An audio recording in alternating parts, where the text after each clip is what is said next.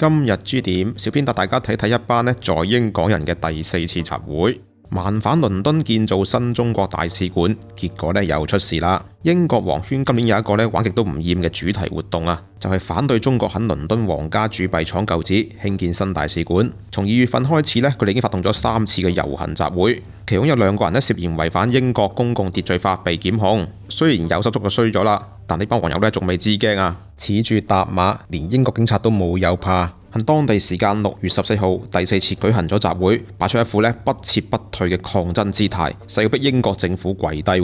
霎時間，倫敦街頭散發一陣濃烈嘅黑暴除啊！大班黑衣人蒙口蒙面，英國旗啦、港獨旗啦、光時口號啦，周街飄啊！2019年香港街頭嘅美麗風景線飄揚過海喺英倫出現啊！真係風水輪流轉啊！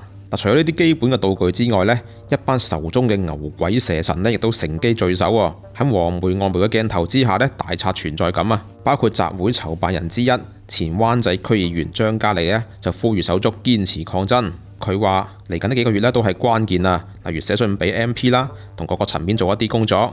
亦有前支聯會常委徐漢江啊，聲稱從曼城搭咗5粒鐘車南下倫敦出席集會喎。佢抹黑中國建新大使館唔單止危及英國嘅國家安全，亦危害中國嘅國家安全，仲大發膠論指佢話中國使館最好細個喺街邊擺個大排檔咁上下大就最啱啦。估計英國人聽到呢啲話都會 O 晒嘴啦。原來中英兩國咁頻繁嘅貿易文化交流合作，包括領事服務只係需要一個大排檔位置就夠。哇！呢啲黃色腦回路短路嘅低智程度真係得人驚啊！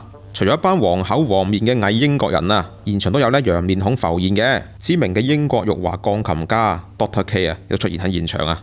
佢聲稱中國喺英國有太大嘅影響力，連佢自己都身受其害，仲大嗌英文版嘅黑暴口號，幫翻黃絲打氣啊！而現場都出現咗滑稽嘅一幕成為關注嘅焦點。就喺群魔集會即將完結嘅時候，一名男子忽然間點燃咗藍色嘅煙霧彈，放置喺地上之後隨即離去。